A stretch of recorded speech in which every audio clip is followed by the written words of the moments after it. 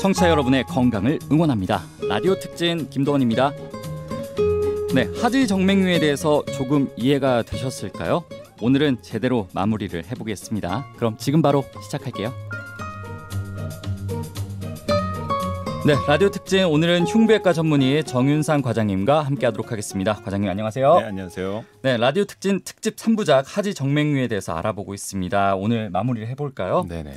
사실 원장님, 이 나이 드신 분들 같은 경우는 이 하지 정맥류 있어도 에이 내가 살면 얼마나 더 산다고 하면서 뭐 그게 불편하지 않아 하면서 이제 그냥 넘어가시는 분들도 있으실 것 같아요. 네. 방치하면 어떻게 돼요? 상담을 해보면 그런 분들이 참 많은데요. 그렇죠. 네.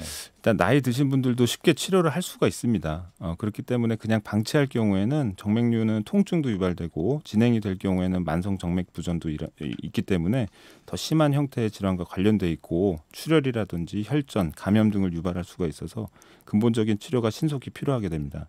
그렇기 때문에 피부에 염증이나 색소 침착 그리고 피부 궤양이 발생할 수 있어서 절대 그냥 방치하지 마십시오. 그러니까요. 또 보험도 되잖아요. 네네. 그러니까요. 방치하시면 안 됩니다. 100세 시대 이 얼마나 사느냐가 중요한 게 아니라 어떻게 사느냐가 중요한 거잖아요. 네. 꼭 치료 받으시길 바라겠습니다. 자, 그렇다면은 하지 정맥류에 대한 오해와 진실을 알아보는 시간 한번 가져볼까요? 네. 먼저 제가 풀어볼게요. 하지 정맥류는 혈액 순환을 도와주는 족욕 또는 이 반신욕을 하면 효과가 좋다. 청취자 여러분도 한번 맞춰보세요. 저는 O인 것 같습니다. 정답은 뭐죠? X입니다. 네, 틀렸네요. 왜죠? 그 족욕이나 반신욕을 하게 되면은 혈관이 확장을 하게 되고 정맥류가 더 악화될 수가 있습니다. 그렇기 때문에 뜨거운 물로 다리 마사지를 한 경우에는 시원한 물로 마지막에 식혀주는 것이 제일 좋겠습니다. 저는 오히려 반신욕이 당연히 좋을 거라고 생각을 했거든요. 이게 네. 풀어주는 거니까 네. 시원한 물로 해주는 게 네. 포인트였군요. 네. 알겠습니다. 다음 문제입니다. 하지 정맥류는 이 압박 스타킹을 사용하면 좋다고 했잖아요. 네. 그렇다면은 이 여성들의 일반 압박 스타킹이나 부츠 이런 거 있잖아요. 네. 이런 것들도 도움이 될까요? 저는 X라고 생각합니다. 맞습니다. 도움이 되지 않습니다. 네. 이건 뭐 당연한 거죠. 네. 일단 뭐 정맥류용 압박 스타킹은 그 전용으로 나오는 거는 저압력과 고압력으로 나누어지게 돼 있고 발목, 무릎 그리고 허벅지 부위에 압력이 적절하게 적용이 돼서 디자인이 돼 있었기 때문에 그렇게 돼 있어요. 네네 그렇게 만들어져 있기 때문에 정맥의 순환을 도와주는 역할을 하기 때문에 적절한 스타킹을 착용하지 않으시면 치료의 효과가 오히려 떨어지고 더 악화되는 경우도 있습니다. 그 정맥류의 분포에 따라서 형태를 달리하기 때문에 선택할 때는 의료진과 꼭 상의 후에 결정하시는 것이 좋습니다. 네, 알겠습니다. 의료용과 일반용은 다른 겁니다. 올바른 처방을 받아서 올바른 스타킹을 착용을 하셔야 된다는 거 잊지 마시길 바랄게요. 다음 질문입니다. 걷는 것이 좋다고 하셨어요. 네. 그러셨죠? 그렇다면은 이 봄을 맞아서 꽃도 볼 겸 등산을 하는 것은 어떨까 싶은데 등산을 하는 것은 하지 정맥류에 도움이 된다. 맞을까요? 저는 O라고 생각합니다. 맞습니다. 도움이 됩니까? 네네네. 근데 이거는 좀 애매한 게 네. 뭐 적절한 운동을 하는 거는 분명히 좋은 건 맞습니다.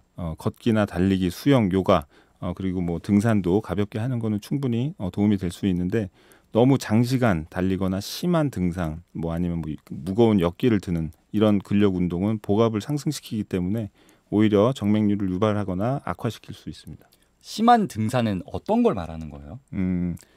뭐 너무 오랜 시간 동안 간다거나 내가 정말 힘든데 억지로 하는 여기를 이겨내기 위해서 더 심하게 하는 그런 등산을 얘기하겠죠. 뭐 우리 동네나 여러 데 있는 뭐 이렇게 뒷산이나 뭐 건지산 이런 그 낮은 정도는- 산은 그 괜찮은데 정도는 괜찮습니다. 뭐 한라산을 올라간다든지 네네. 이런 거는 네. 절대 삼가야 된다 네네. 이런 말씀이시잖아요. 맞습니다. 좋습니다. 그렇다면은 이제 운동을 안 할 수는 없잖아요. 네. 하지 정맥류를 예방하기 위해 좋은 운동법에 대해서 알려주실까요? 일단 뭐 적당한 걷기 운동이 가장 좋다고 생각이 되고 자세를 자주 변화시키고 하지의 근육을 반복적으로 수축과 이완시키는 종아리 운동 같은 것들이 도움이 됩니다. 예를 들면 어떻게 할 수가 있을까요? 그냥 우리가 직장 다니면서도. 발가락을 몸쪽으로 쭉 당기고 5을 세고 다시 발을 또 앞으로 쭉 펴면서 수평을 만들고 또 5을 셉니다. 천천히 해볼까요? 그러니까 네. 발가락을 몸쪽으로 이렇게 당기고 네네. 5, 하나, 둘, 셋, 넷, 5 이렇게 센 후에 다시 펴라는 거예요? 그렇죠. 쭉 펴서 수평을 만들 정도로 쭉 펴시고 5을 또 세십니다. 또 하나, 둘, 셋, 넷, 5. 네네. 이럴 때 그러면 발가락 부분에 힘을 줘야겠네요.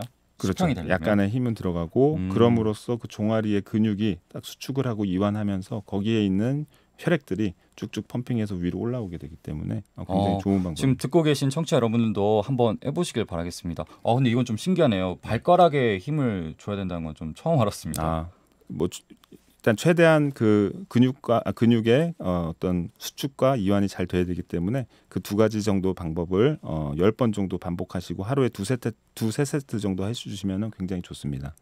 이건 정말 꿀팁이네요. 사실 이거는 일하면서도 할 수 있잖아요. 네네.